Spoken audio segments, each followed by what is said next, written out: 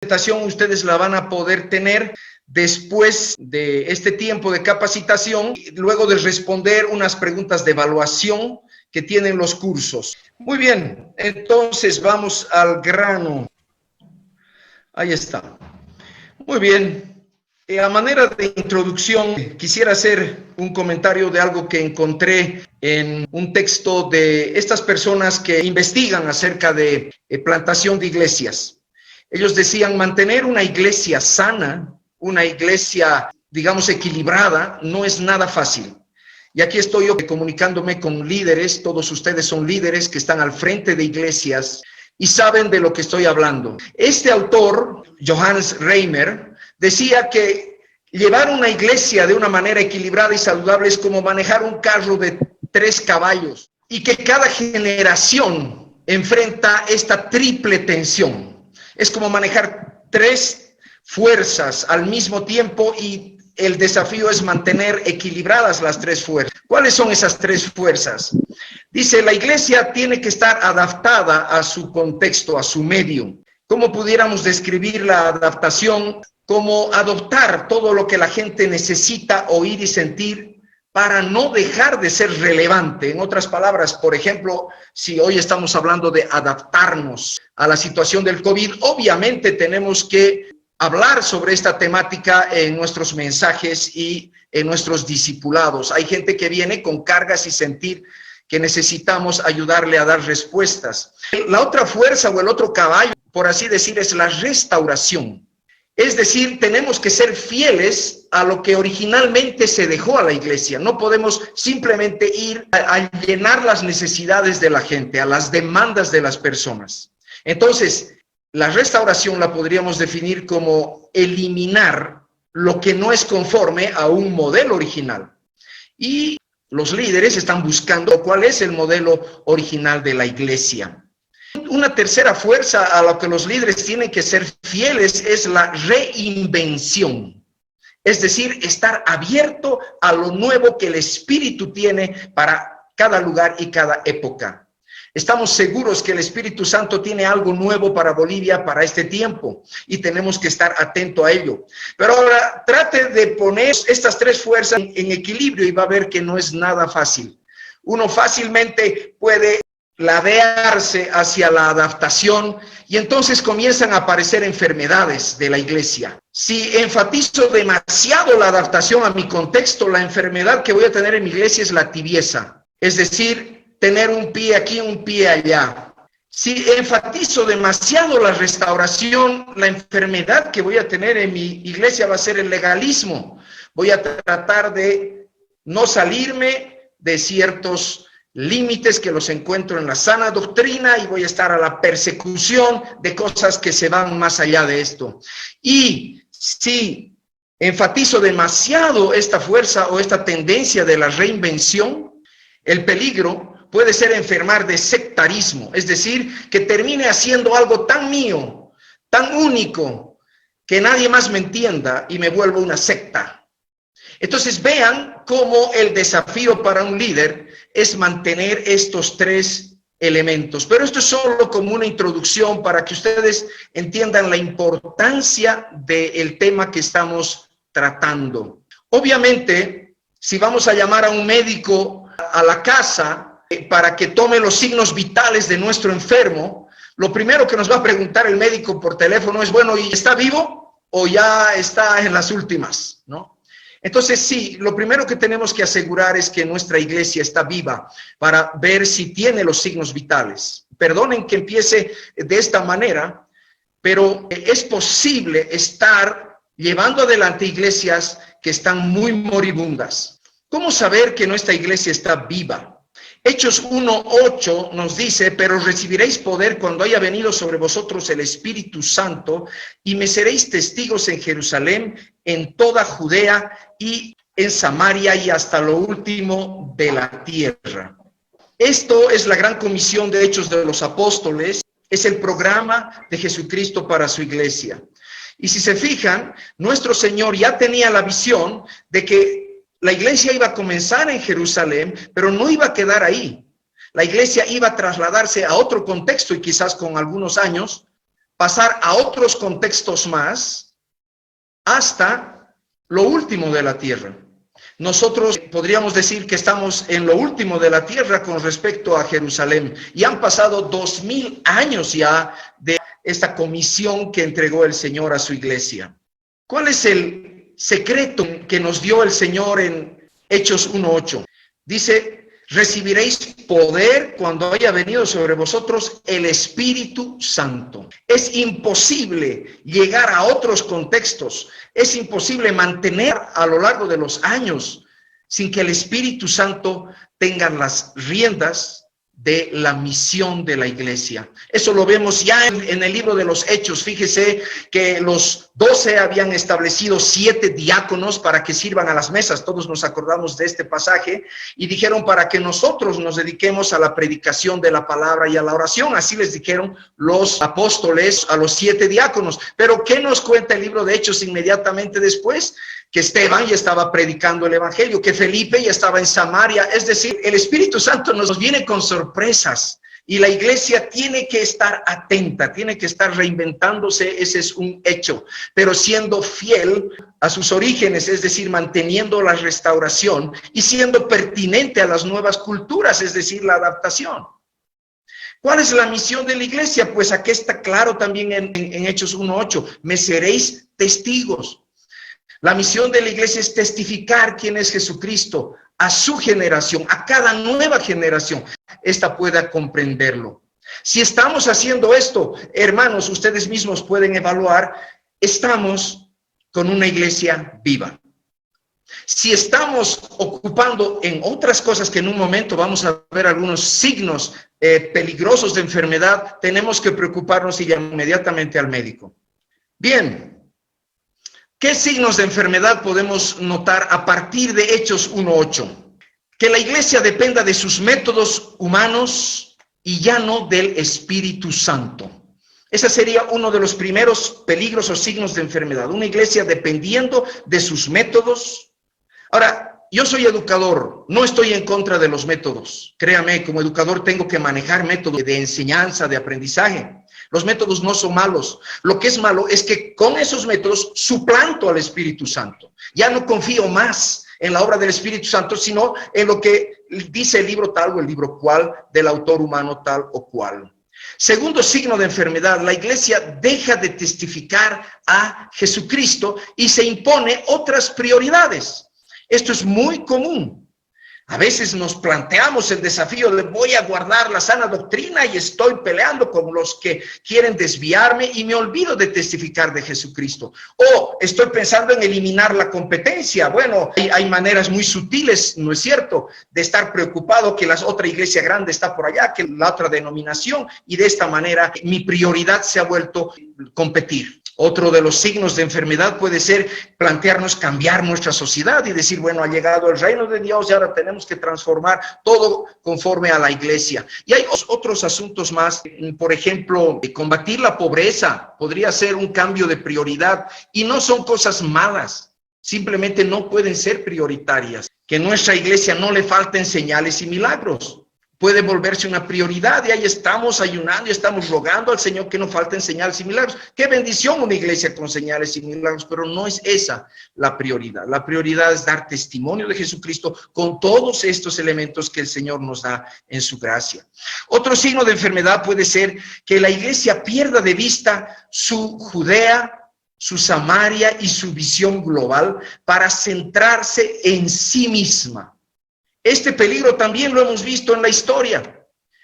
Iglesias que se ocupan de embellecerse, de engrandecerse, se olvidaron de las necesidades de su entorno y están pendientes en sí mismas. Otro signo de enfermedad puede ser que la iglesia tiene un equipo organizacional tan pesado que le toma mucho tiempo y esfuerzo moverse o proyectarse. Otro signo de enfermedad puede ser que la iglesia testifica en Samaria como si estuviese en Jerusalén. Es decir, no es relevante a su generación por estar guardando sus tradiciones. Vean cómo a partir de Hechos 1:8 podemos sacar bastantes signos de enfermedad, y yo quiero pedirles, porque no es nuestra intención poner sentido culposo en nadie, pero tenemos que ser autocríticos porque nuestro Señor ha dicho que ha venido por los enfermos, no por los sanos. Y es en la medida en que reconozcamos nuestros signos de enfermedad que vamos a poder clamar al Señor para que Él venga a curarnos. Otra advertencia: si usted identifica algunas de estas señales de enfermedad en su iglesia, por favor no busque culpables, no comience a decir, es que el hermanito, es que si el pastor fuera de otra manera. No es la manera de resolver eso, solo añade más conflicto y más enfermedad a la iglesia. Ya vamos a llegar al momento de las terapias, ahora estamos solo en el momento de los diagnósticos. Bueno, es imposible hacer un estudio sobre la salud de la iglesia sin revisar este pasaje que es clave para entender qué es la iglesia para nuestro Señor. Mateo 16:15 dice, y Él les preguntó, estamos hablando de nuestro Señor Jesucristo, ¿vosotros quién decís que soy yo? Respondiendo Simón Pedro dijo, tú eres el Cristo, el Hijo del Dios viviente. Entonces les respondió Jesús, bienaventurado Simón, hijo de Jonás, porque no te lo reveló ni carne ni sangre, sino mi Padre que está en los cielos. Y yo también te digo que tú eres Pedro, y sobre esta roca edificaré mi iglesia. Es la primera vez que Jesucristo menciona la palabra iglesia en los evangelios, y necesitamos meditar en ello. Iglesia es la castellanización de la palabra griega eclesia, y eclesia es una relación muy propia en el idioma griego de un prefijo ek, que significa hacia afuera, y klesia, que significa asamblea.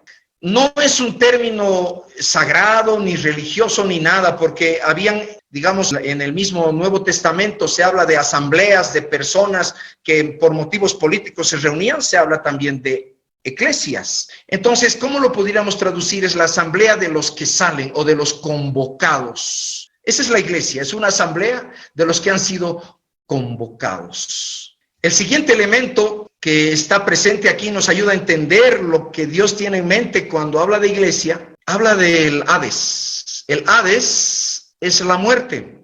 Y tal como la imagen mental que nos proyecta aquí, estamos hablando de una fortaleza, porque habla de las puertas del Hades. Y habla que las puertas, es decir, esta fortaleza tiene puertas que no van a prevalecer, no van a ser más fuertes que la asamblea, que la iglesia. Entonces, ¿qué idea nos proyecta esto? He tratado de graficarlo aquí. Podemos estar en cierto debate sobre la imagen, pero a ver, observe. Yo entiendo así lo que está diciendo el Señor.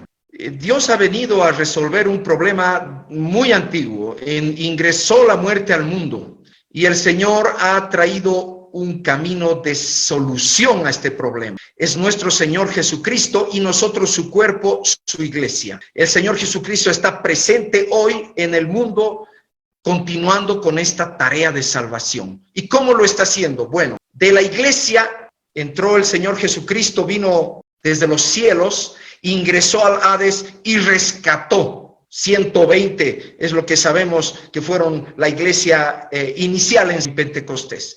De esos 120 se volcaron otra vez hacia Jerusalén y habían al poco rato 5,000. Y de esta manera, entrando y saliendo, por así decir, del Hades y rescatando personas, la asamblea de los que son convocados o de los que salen se aumenta. Entonces, es una salvación en un contexto hostil, porque el Hades no quiere esto y la iglesia tiene que enfrentar esta situación.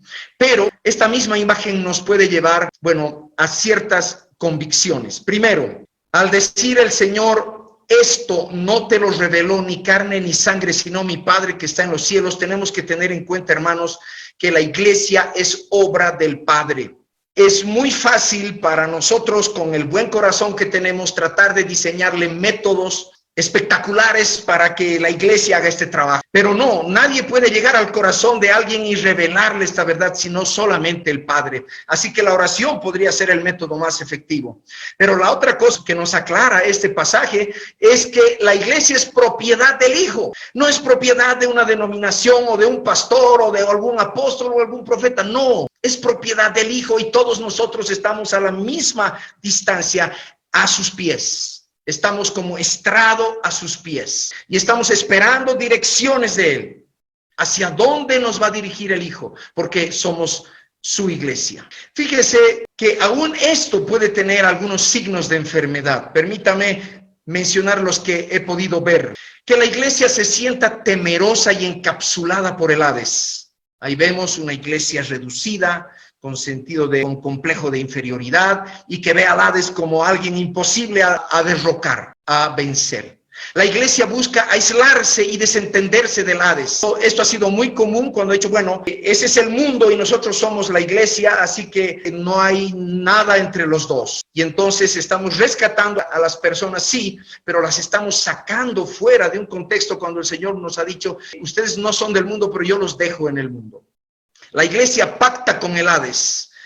Hay la tentación de decir, bueno, no te agredo ni tú me agredes. Pero qué grave error, porque el Hades se va a meter en la iglesia si tú dejas esa actitud sin defensa, sin una actitud vigilante. Esto ha pasado mucho, sobre todo en el terreno intelectual, sobre todo. O lo más terrible, hermanos, que la iglesia llegue a identificarse con el Hades. Esto es lo que yo entiendo como la gran apostasía. Cuando hay iglesias oficiales que emparentan con el poder político y se hacen cargo de todo, por así decir, y dan simplemente el visto bueno a lo que el poder político hace. Entonces tenemos que tener cuidado, porque la iglesia no está para pactar, no está para hacerse cargo del Hades, no está para encapsularse ni está para aislarse, está para entrar y salir, rescatar un trabajo misional en un contexto de mucha hostilidad. Bueno, si encontramos algunos signos de enfermedad en nuestra iglesia, por favor, tomemos en cuenta que nuestro Señor ya nos advirtió, los sanos no tienen necesidad de médicos, sino los enfermos. Si la iglesia notamos que está un poco enferma, no busquemos culpables, busquemos al médico. Y aquí está alguien que Dios o el Señor ha encargado para edificar la iglesia. En 1 Corintios tenemos este texto escrito por Pablo. Dice así, capítulo 3, versículo 10, conforme a la gracia de Dios que me ha sido dada, yo como perito arquitecto puse el fundamento y otro edifica encima, pero cada uno mire cómo sobreedifica. Perito arquitecto se entiende que es alguien especialista en su trabajo, que es el diseño de la iglesia. Está hablando de la iglesia. Pero fíjese que su trabajo no fue concluir la iglesia. Como dice Pablo, puse el fundamento. Pero ahora cada uno tiene que edificar y debe vigilar cómo sobreedifica. Yo lo he interpretado esto no de una manera personal, sino de una manera quizás histórica. Pablo dice, nadie puede poner otro fundamento que el que está puesto, el cual es Jesucristo. Y hay una imagen de un fundamento donde ya está establecido dónde son los muros y dónde son los cuartos. Pero si alguien edifica sobre este fundamento con oro, plata, piedras preciosas o con madera, heno, hojarasca, el fuego lo probará. Así termina este pasaje. ¿Qué significa esto para nosotros? Que cada generación está encargada de escoger el material con el que va a sobreedificar. Y podemos escoger asuntos perennes como piedras preciosas, oro, plata, o asuntos muy vulnerables como la madera, el heno o la hojarasca, que el fuego lo va a hacer desaparecer en poco. Bueno, Pablo puso el fundamento de entre 20 y 30 iglesias establecidas en el Asia Menor sobre todo y Europa. Entonces tuvo un trabajo tremendo. Y me sorprendió que ya en la primera generación, cuando Pablo todavía estaba con vida, la iglesia ya había llegado a lo último de la tierra. Fíjese en su carta a Romanos, capítulo 16, versículo 5, dice, saludad también a la iglesia que se reúne en su casa. Está hablando de un colaborador. Saludad a Epeneto, amado mío, que es el primer fruto de Acaya para Cristo. ¿Qué podemos aprender de aquí? Primero, la tremenda velocidad del avance de la iglesia que llegó a lo último de la tierra en la generación de Pablo. Y fíjese, un poquito para vergüenza de nosotros, no necesitó mucha logística, no necesitó grandes sumas de dinero, no necesitó poderosos medios de comunicación, y la iglesia ya llegó a lo último de la tierra. ¿Qué fue la clave de esta iglesia primitiva? Las relaciones. no la liturgia. Liturgia, ustedes saben, quiere decir el culto, el proceso que se hace en el culto, ¿no? Primero tenemos la bienvenida, después tenemos la alabanza, después se colectan las ofrendas. Esa es la liturgia, el orden del culto. No fue esa la clave. La clave eran las relaciones. Vean con qué amor se preocupa de Epeneto en esta su carta. Y nosotros no sabemos quién era, pero para Pablo era alguien muy importante. Pero vamos a recorrer un poquito la historia para ver con qué edificaron otras generaciones. Siglos II hasta el siglo VI, diría yo, el Señor había advertido ya en los últimos días, en la última semana que estaba con vida en Jerusalén, dijo: y por tanto yo os envío profetas, sabios, escribas. De ellos a unos mataréis y crucificaréis, a otros azotaréis en vuestras sinagogas y perseguiréis de ciudad en ciudad. Fíjense que el Señor ya estaba pintando lo que iba a ser el futuro de la iglesia. ¿Y qué pasó? Los siglos futuros de la iglesia, desde el segundo hasta el sexto, como les decía, han visto fenómenos como estos, muy extraños. Para nosotros son quizás ya extremos. Los ermitaños y anacoretas. El anacoreta, si ustedes ven la imagen de la derecha, era una persona que se subía sobre un pilar lo más alto y se ponía a predicar el evangelio día y noche. Nadie lo podía bajar de ahí. Estaba ahí predicando el evangelio y la gente al principio lo miraban como el loco, pero después venían y le ofrecían comida, como vemos este grabado acá de este joven que le está subiendo algo de comidita. Y vemos personas que reaccionaban a su mensaje. El Espíritu Santo estaba haciendo la obra, pero lo que me llamó la atención es que la iglesia de estos tiempos se buscó la forma de ir en misión en medio de hostilidad. ¿Por qué habían los ermitaños? Porque no eran aceptados, eran personas que veían mucha falta de santidad, entonces se recluían en cuevas y ahí se ponían a estudiar las escrituras y luego la gente venía a ellos y ellos les enseñaban. Los monjes y monasterios fue otro experimento interesante. Nosotros un poco los miramos con recelo, pero quiero decirles que en esos tiempos donde los guerreros iban y venían y barrían literalmente las civilizaciones, ellos se encerraron, trajeron todas las escrituras y guardaban no solo la palabra de Dios, sino también muchos hábitos de civilización. Y cuando pasaban estas oleadas bárbaras, ellos salían de sus monasterios y volvían a civilizar Europa, el norte de África, etcétera. Es decir, cada generación buscó la manera de construir con oro, con plata, con piedras preciosas, pero también tenemos tristes ejemplos de que hubieron generaciones que construyeron con heno, paja. Estos son ejemplos que a mí me han llamado la atención en la historia de la iglesia, donde la iglesia, ya emparentada con el poder, se dedicó a los megatemplos. Tenemos catedrales que hoy son sitios turísticos en Europa y en diversas partes del mundo.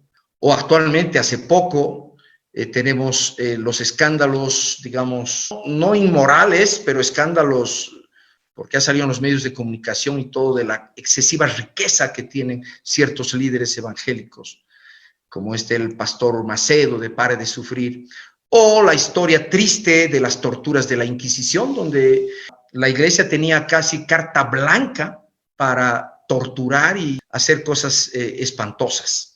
Entonces sí, la iglesia a veces se enfermó de poder y grandeza, pero el Señor Jesucristo es fiel, no ha rechazado a la iglesia. Le ha dado nuevas y nuevas oportunidades y Él es el médico. Y cuando nosotros venimos con esta pregunta, Señor, ¿cómo mantener la salud de nuestra iglesia? El Señor va a hacer lo que toca. Vamos a entrar entonces a la siguiente parte de nuestra exposición, que es fe, esperanza y amor en las cartas paulinas, que son, en nuestro entender, como Bryhoff, la clave de la salud de la iglesia. En una carta, en 1 Corintios 13:13, el apóstol Pablo nos da una clave para entender su teología. Dice: ahora permanecen la fe, la esperanza y el amor, estos tres, pero el mayor de ellos es el amor. Entonces, tres signos vitales. Ahora permanecen la fe, la esperanza y el amor, estos tres, pero el mayor de ellos es el amor. Lo que va a seguir va a girar en torno a estos signos vitales de la iglesia. Primero, para ubicarnos de las cartas paulinas, necesitamos ubicar 4 ciudades: Jerusalén, Antioquía, Colosas, Éfeso y Tesalónica. Jerusalén solo la tenemos como referencia, pero la iglesia saludable en este caso era Antioquía. Fue de Antioquía que nacieron las misiones que establecieron la iglesia de Colosas, de Éfeso y de Tesalónica y muchas otras más. Fue esta iglesia que ustedes pueden revisar en sus Biblias, ¿no es cierto? No ahorita, pero ya cosquilleé la curiosidad. En Hechos, en capítulo 11, 12, 13... vamos a ver cómo usó Dios a esta iglesia de Antioquía, que está en lo que ahora es Siria. Fíjese, un terreno de mucha guerra en este momento y lamentablemente ya no hay vestigios grandes de iglesias. Bueno, en la carta a Colosas, Pablo dice lo siguiente en su introducción: siempre orando por vosotros, damos gracias a Dios, Padre de nuestro Señor Jesucristo, habiendo oído de vuestra fe en Cristo Jesús y del amor que tenéis a todos los santos. Fíjese que he resaltado con rojo las palabras fe, esperanza y amor, y lo que nos llama la atención es que está al comienzo de la carta, y es como quien dice el doctor tomando el pulso al paciente y diciéndole: estás bien, estoy viendo tu pulsación en fe. Perfecto, tu temperatura de amor está muy bien y también tu peso de esperanza está bien. Entonces él dice: doy gracias a Dios porque estoy percibiendo esto en ustedes. Ese es en la carta a los colosenses. Veamos a los tesalonicenses. Primera de Tesalonicenses, también al comienzo de la carta, su salutación y su acción de gracias dice: damos siempre gracias a Dios por todos vosotros, haciendo memoria de vosotros en nuestras oraciones, acordándonos sin cesar delante del Dios y Padre nuestro, de la obra de vuestra fe, del trabajo de vuestro amor y de vuestra constancia en la esperanza en nuestro Señor Jesucristo. No es casualidad. Para Pablo, los signos vitales de una iglesia eran fe, esperanza y amor.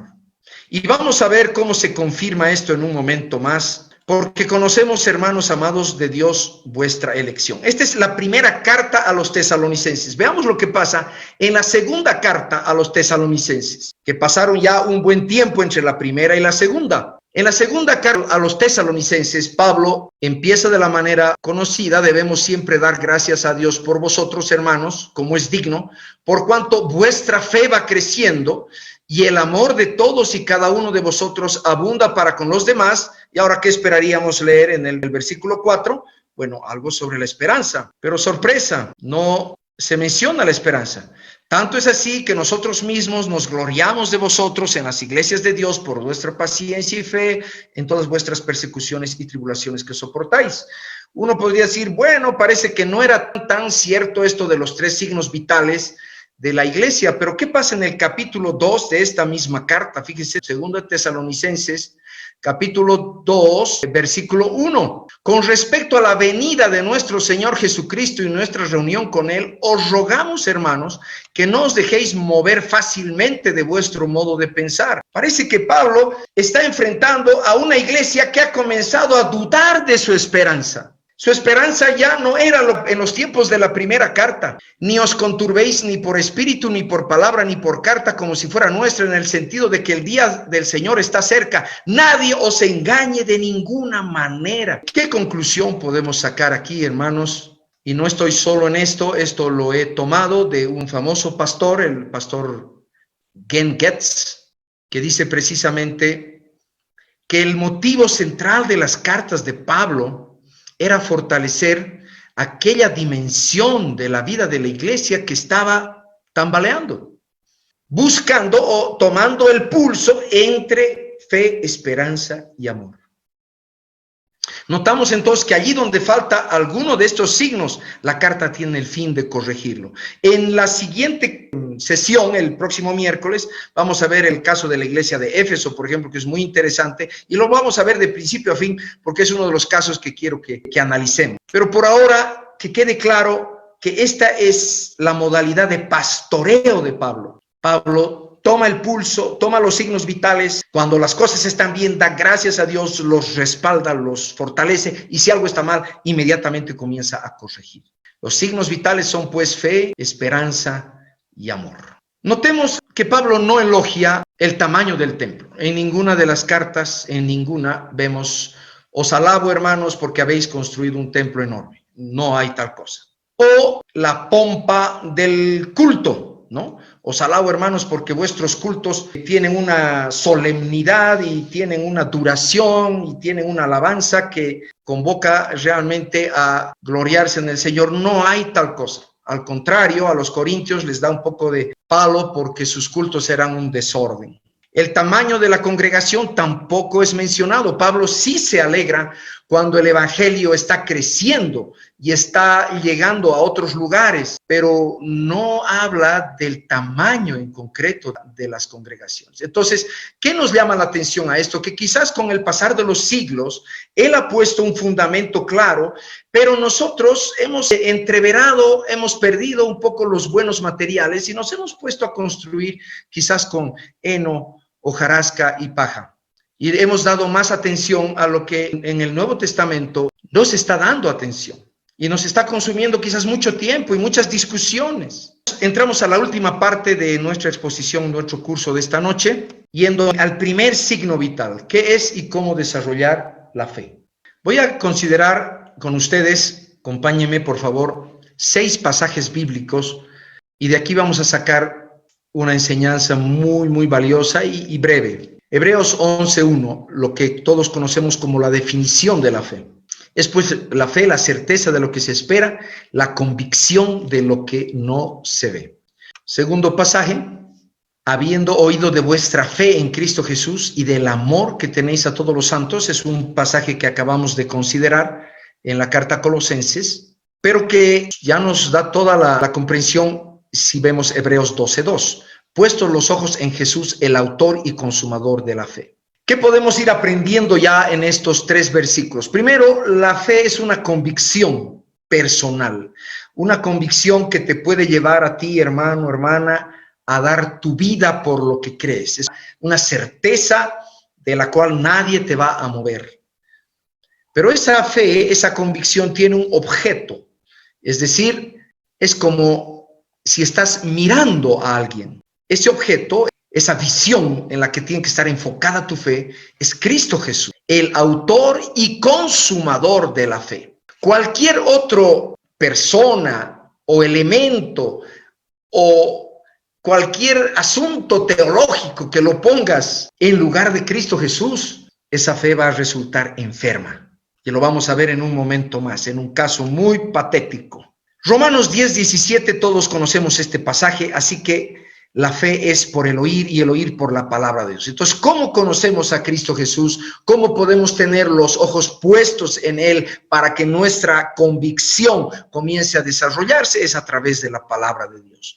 Esto implica que no leemos la palabra para buscar pasajes de ánimo o promesas personales. Estamos buscando la palabra o estamos estudiando la palabra para conocer a Cristo Jesús. Ahora, Él nos va a dar promesas de mucho ánimo, claro que sí. Pero si nuestro propósito principal no es Él, la Biblia termina siendo un libro de ánimo nada más. Primera de Tesalonicenses capítulo 1:3, acordándoos sin cesar delante de Dios y Padre nuestro de la obra de vuestra fe. Este pasaje también lo hemos revisado. Ya nos habla de los frutos de la fe. Y Santiago es más duro. Dice, así también la fe, si no tiene obras, está completamente muerta. Entonces podemos sacar una definición de la fe, y permítame acá, podemos estar en desacuerdo porque es confeccionado, digamos, humanamente, pero yo entiendo que la fe es el conocimiento de Jesucristo en base a toda la Biblia y a partir de ese conocimiento el obrar en obediencia. He estudiado el tema desde el caso de Abraham, desde el caso de Moisés, todo lo que Hebreos menciona y he encontrado que este es el común denominador. Personas que no conocen bien a Dios no pueden obedecer. Personas que conocen bien a Dios son obedientes. La obediencia que viene por obligación o por exigencia se transforma poco a poco en un legalismo, nada más que en una obediencia de labios para afuera. Entonces la clave es el conocimiento de Jesucristo en base a toda la Biblia y obviamente por acción del Espíritu Santo. Ahora, ¿Qué otro elemento, qué otro entendimiento de fe se ha colado en nuestros tiempos y que debemos estar cautelosos porque es una fe enferma? Sería cuando definimos fe como una convicción interna, personal, para hacer cosas grandes, o sea, buenas ideas, en el nombre de Dios. Trate de hacer la distinción entre las dos definiciones y ahora con esta ilustración usted me va a entender un poco mejor. A esta yo le llamo la definición saludable de la fe y a esta la definición enferma de la fe. Fíjese que nos remontamos al siglo XI, al XIII, o sea, más o menos, ¿hace cuánto? Hace 900 años atrás. Y durante 200 años no es poco, hermanos, es la historia de Bolivia, ¿ya? La historia de Bolivia tiene 200 años, desde nuestra independencia, digamos, hasta ahora. Bueno, durante 200 años, jóvenes, generaciones fueron movidas por la fe a combatir a los musulmanes. Y esas son las guerras cruzadas. Y los cruzados iban en el nombre de Cristo con una cruz en el pecho y una cruz en el escudo a combatir a los musulmanes en Jerusalén, para sacarlos de Jerusalén. ¿Quién movilizó todo esto? La iglesia. En ese entonces no había iglesia evangélica ni católica, era la iglesia, una sola, porque todavía no había venido la reforma de Lutero. Era la iglesia con asiento en Roma. Ahora, la pregunta es, ¿cuál fe estaba moviendo eso? Porque mover 200 años a generaciones no es poca cosa. Y estas personas dejaban sus casas y dejaban todo por amor a Dios. No era que eran simplemente unos, ¿cómo se llama? Estos que se alquilan para pelear por dinero. No, eran personas muy bien intencionadas. Iban por la fe sana de conocer a Jesucristo y obrar en obediencia. Jesucristo habría mandado hacer estas cosas. O la convicción, estas personas tuvieron, de hacer grandes obras y grandes cosas en el nombre de Dios. Yo creo que estamos de acuerdo en que fue este segundo tipo de fe el que motivó. Y no es poca cosa este segundo tipo de fe. Por eso hay que ser cautelosos. 200 años, generaciones metidas en este asunto. 1219, ahora el caso, digamos, de contraste. Francisco de Asís era un joven que fue a las cruzadas, fue librado por milagro de la muerte, volvió a su pueblo natal, Asís, estaba muy enfermo y de ahí recuperó. Y leyendo el Evangelio de San Mateo, se convirtió a Jesucristo y comenzó a revisar todas sus convicciones a la luz de la Biblia. Todo eso hay testimonio. Y en cierta ocasión decide volver a las tierras donde estaban los cruzados peleando y se acerca a Egipto, que era el lugar donde estaba sentado el sultán Malik al-Kamil, y viene a predicarle el Evangelio. Solo, él fue solo. Fue ahí con su morralcito, no cargó maletas, se fue seguramente caminando un buen trecho, no fue un viaje seguramente fácil. ¿Qué dijo el sultán de Egipto, de Francisco de Asís? Si conozco otro cristiano como tú, me hago cristiano. ¿Se da cuenta cuánta sangre nos hubiéramos ahorrado? ¿Cuánto dolor nos hubiéramos ahorrado si simplemente hubiéramos hecho las cosas como manda Jesucristo y no como a nosotros se nos ocurre? ¿Cuál fe estaba moviendo a Francisco de Asís? ¿Conocer a Jesucristo y obrar en obediencia? ¿O la convicción de obrar grandes cosas en el nombre de Dios? Sabemos que Francisco no solo visitó al sultán, reunía a los musulmanes del pueblo común y les predicaba el Evangelio. Y el Espíritu Santo estaba con él, estaba obrando maravillas con él. Había un respaldo de la autoridad de Dios a este hombre frágil y de apariencia muy pobre. Entonces, quisiera dar algunas sugerencias prácticas para que nuestra fe sea sana y no nos desviemos con aquella fe enferma que ha causado muchos dolores a la humanidad y a la iglesia. Primero, identifique si la fe en su iglesia es una fe sana. Segundo, pida perdón por centrar la vista de la fe fuera de Jesucristo, en cualquier cosa que usted haya estado buscando fuera de Jesucristo. Tercero, pida perdón por ser indulgente, o sea, por ser permisivo con la fe muerta, con la fe que no tiene obras. Cuarto, establezca como prioridad en su vida conocer a Jesucristo según todas las Escrituras, Antiguo y Nuevo Testamento. Elimine de su corazón las buenas ideas, conforme vaya conociendo quién es Jesucristo y cuál es su voluntad. Comprométase a obedecer diariamente sus mandamientos. De todo esto, a quienes decidan hacer el producto del curso, no están obligados todos, hay una guía para ayudarles a ir paso por paso con algunas ampliaciones más, estas sugerencias prácticas y también algunos instrumentos de evaluación para que identifique cómo está la salud de su iglesia. Luego transmita este estilo cristocéntrico de vida a su iglesia. En otras palabras, comience usted mismo y luego vaya con oleadas contagiando esta fe a su iglesia. Quiero, para terminar, con esto estamos acabando, mostrarle cómo alguien que conocía a Jesucristo, que intimó con Jesucristo, el apóstol Juan, nos habla de él, y aquí tiene usted un currículum para todo un año o 2 años de prédicas dominicales acerca de Jesucristo. Solo un versículo, fíjese, Apocalipsis 1:5, él está mandando saludos a las iglesias de Jesucristo, el testigo fiel. Ahí tiene hartísimo para predicar sobre qué significa el testigo fiel. El primogénito de los muertos. Wow, está hablando de la resurrección del Señor. Esto se conecta con nuestra resurrección y todo lo demás. El soberano de los reyes de la tierra. ¿Qué significa esto?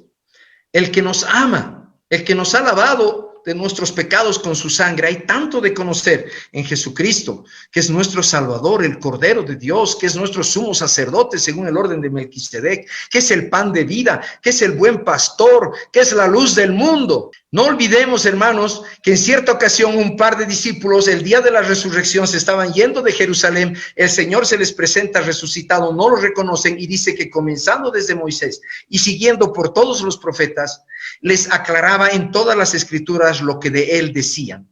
Esta es la tarea para desarrollar la fe sana. Comenzar desde Moisés, desde Génesis, y siguiendo por todos los profetas, el resto del Antiguo Testamento y el Nuevo Testamento, e investigar qué es lo que hablan las escrituras acerca de Jesucristo y esto enseñarlo a la iglesia. Este es un programa fantástico. Con todo gusto, como Bright Hope, tenemos algún material que estamos produciendo para que las iglesias puedan tener este tipo de estudios también. Así que con esto quiero terminar, agradecerle su tremenda paciencia y espero que haya sido de bendición. Estamos atentos entonces a las preguntas. Queremos pedirles, hermanos, pastores, líderes, los que nos están escuchando por Zoom, pueden utilizar el chat para hacernos llegar sus preguntas. Vamos a leer las preguntas a Sergio para que las pueda responder. En media hora va a ser para responder preguntas y aclarar toda duda que tengan. Y también las personas que nos están escuchando, nos están viendo por la página en Facebook, ustedes pueden escribir las preguntas en los comentarios. Las vamos a reunir para hacerlas conocer a Sergio en esta media hora y que él pueda responder. Bendiciones y estamos a la espera de sus preguntas. Y me toca reforzar un poquito mientras hacen sus preguntas. Gaby va a estar leyendo las preguntas por chat también. Me toca reforzar y preguntarnos como iglesias cómo está nuestra salud. ¿Somos iglesias saludables? Hemos sido obligados por esta situación y providencia de ir a nuestros hogares y replantear el tema de nuestras relaciones en la iglesia y estamos siendo llamados a reinventarnos, como decía Sergio. ¿Cómo estamos edificando nuestras iglesias? ¿Qué material estamos usando para edificar? ¿Estamos edificando con materiales duraderos o con madera o con papel? ¿Qué materiales? ¿Cómo estamos desarrollando la fe, la esperanza y el amor? Que se va a ir desarrollando en la segunda parte también de esta clase, en la cual vamos a tener muchos ejemplos de cómo la iglesia está desarrollando la esperanza y el amor como signos de una iglesia viva, de una iglesia saludable.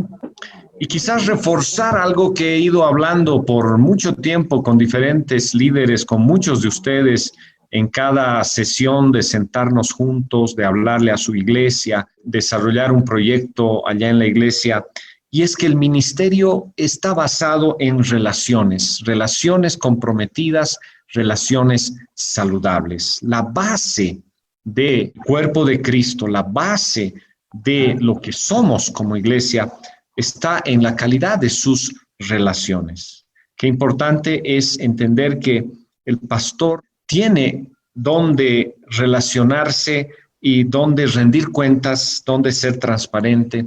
Trabaja también a través de grupos pequeños, equipos pequeños, desarrollo de discipulado, equipos de alto rendimiento. La iglesia son la calidad de las relaciones. Entonces, Gaby, si tienes preguntas, adelante. Muchas gracias, Pastor Munir. Sí tenemos preguntas. Si puedes mencionar ejemplos de pactos con el Hades. Por ejemplo, en el campo que yo me muevo, que son las universidades, la iglesia ha hecho muy poco para defender la postura de la creación en el terreno científico, a tal punto que para ser científico prácticamente uno tiene que negar lo que dice la Biblia en cuanto a los orígenes, es decir, se habla de los millones de años de evolución y no se habla de los 6 días de la creación. Incluso dentro de la propia iglesia, esta postura es criticada como una postura, digamos, anticientífica o que no tiene base, cuando es exactamente al contrario. La postura de la creación bíblica, tal como está revelada en Génesis, tiene abundante evidencia, abundante, y es coherente con las principales leyes de la física, de la química, de la biología, de la estadística. Entonces, cuando uno conoce esto, se pregunta por qué mis antepasados, hace 100 años o 200 años, cedieron tanto, o sea, retrocedieron tanto frente a estas teorías que no tienen un sustento, que se basan más bien en especulaciones, que las hacen aparecer científicas, pero que tienen el apoyo de todos los medios de comunicación, etcétera, etcétera, que de tanto repetirse una mentira uno piensa que es verdad, pero no es así. Entonces, para mí ese es un ejemplo muy concreto de seminarios teológicos, quizás en Europa, no sé, hace 100, 200 años, que accedieron y dijeron, ya no vamos a tomar en serio el Génesis como un libro histórico y lo vamos a considerar una mitología nomás, unos cuentos para los antiguos que no entendían bien las cosas, y vamos a tomar todo lo que dice la ciencia de la ilustración como verdad. Una guerra cedida, o sea, es un pacto, es como decir, te cedo mi verdad a cambio de nada. Entonces, ahora es difícil para los académicos cristianos en cualquier área ponerse firme en las universidades respaldando lo que dice la Biblia. No es fácil, es toda una pelea. Yo lo digo porque estoy en esa pelea. Entonces, hay varios ejemplos de esto. Muchas gracias, Sergio. Otra pregunta es, ¿a qué se refiere cuando habla que la iglesia testifica en Samaria como si estuviera en Jerusalén? Ya, es cuando, por ejemplo, ¿qué pasaba en Jerusalén? La audiencia de Jerusalén tiene mucho background, no sé si me entienden esa palabrita, tiene mucho trasfondo judío, porque en Jerusalén estaba el templo, estaban los sacerdotes. Entonces, si yo le hablaba a alguien acerca de Dios, por ejemplo, en Jerusalén, la idea que venía a la mente del judío era el Dios de las Escrituras. Pero Samaria había sido contaminada por invasiones griegas. Y entonces, cuando yo le digo a un samaritano y le hablo de Dios, él me va a preguntar, ¿cuál Dios? No todos los samaritanos eran tan monoteístas como los judíos. Entonces, para mí el ejemplo más claro es cuando la iglesia quiere hablarle a esta generación, a la generación post-millennium, ¿no? Post-milenial, en términos en que se hablaba hace 20, 30 años, ¿no? Asumiendo de que esta generación no ha escuchado nada de ovnis, no ha escuchado nada de documentales en la televisión que ponen ácido a la palabra de Dios y dice, no hay solamente los 4 evangelios, hay como 15 y todos están fallados. Entonces, no podemos hablarle de una manera que esta generación se quede con preguntas, ¿no? Y si se animan a hacer preguntas, a veces les decimos, no, ya tus preguntas se están pasando de la raya, no voy a contestar. Entonces, esa es la iglesia que habla a Samaria como si estuviera en Jerusalén. Tenemos que ser pertinentes a la generación a la que estamos hablando.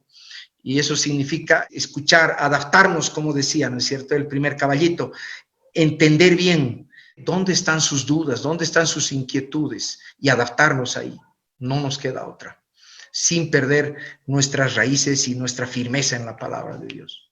Gracias, Sergio. La última pregunta es, ¿cómo podemos poner en equilibrio las tres fuerzas para una iglesia sana dentro del contexto de una iglesia conservadora? Muy bien. En el producto, que si ustedes se animan a hacerlo, pongo algunas recomendaciones muy importantes sobre esto, pero la imagen es la siguiente.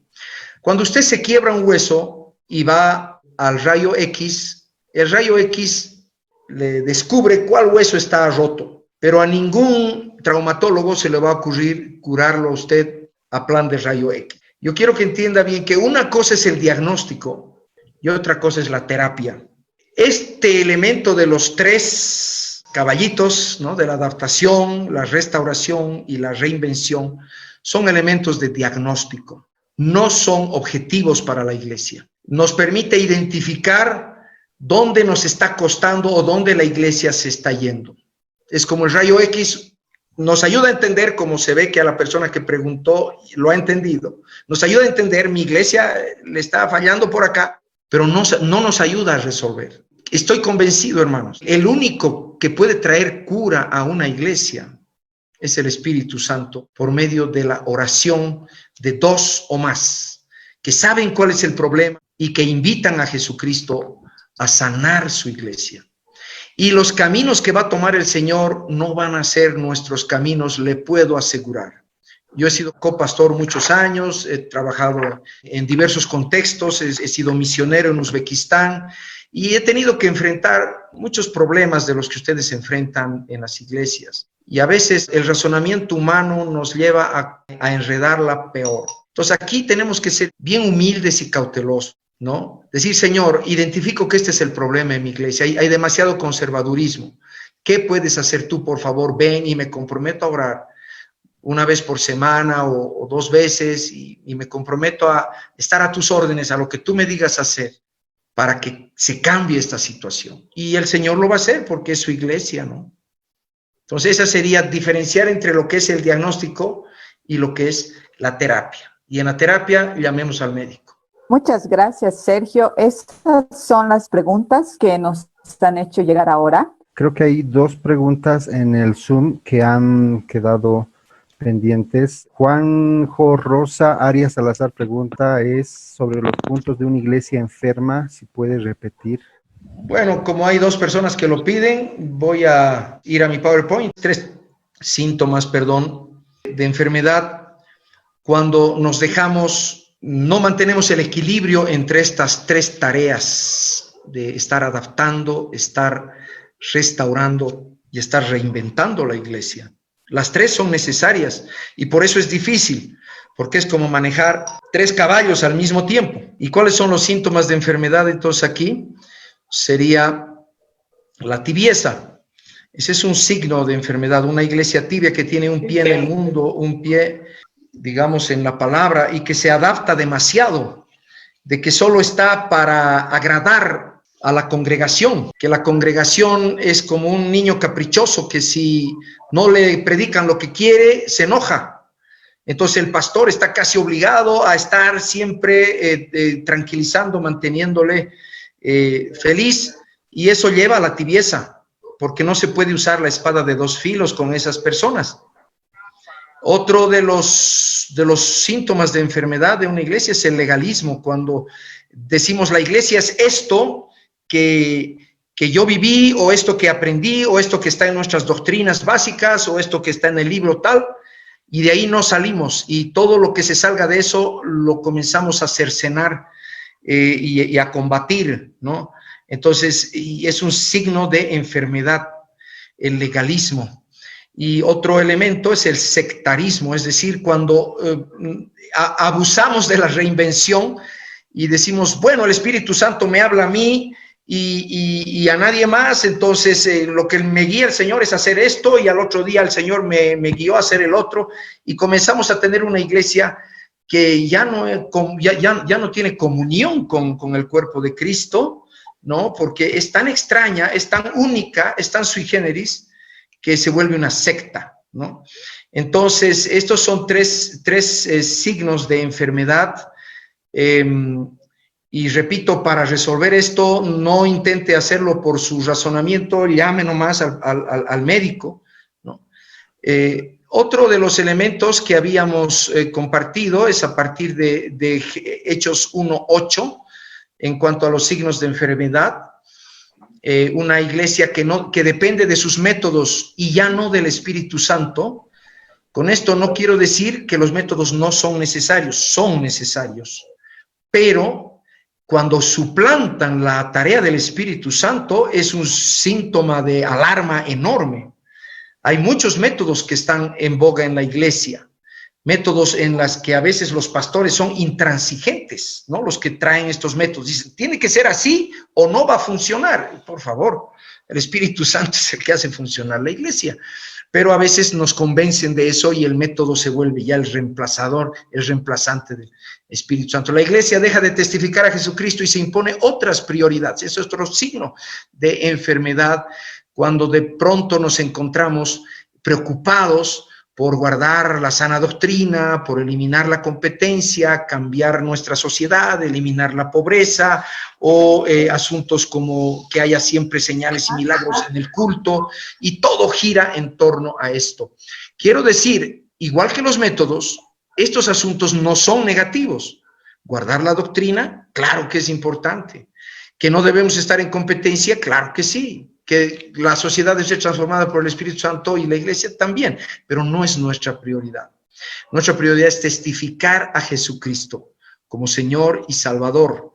Y esto es una tarea amplia, no es simplemente las 4 leyes espirituales, es amplio testificar a Jesucristo, como hemos visto hasta el final. Mientras más la conoces, más tienes para compartir de él. La iglesia pierde de vista su Judea, su Samaria y su visión global para estar en torno a sí misma, ¿no? Se llaman las iglesias autorreferenciales, es decir, toda su preocupación son ellas mismas, que tenemos que mejorar el salón, que tenemos que mejorar el equipo, que tenemos que mejorar esto, que claro, lo hacemos con el buena intención de que, bueno, más personas vengan a conocer a Cristo, pero a veces en el fondo de nuestro corazón, ya tenemos que ser bien autocríticos, está nomás el deseo de que, bueno, quiero que mi iglesia se vea maravillosa, ¿no? Esplendorosa.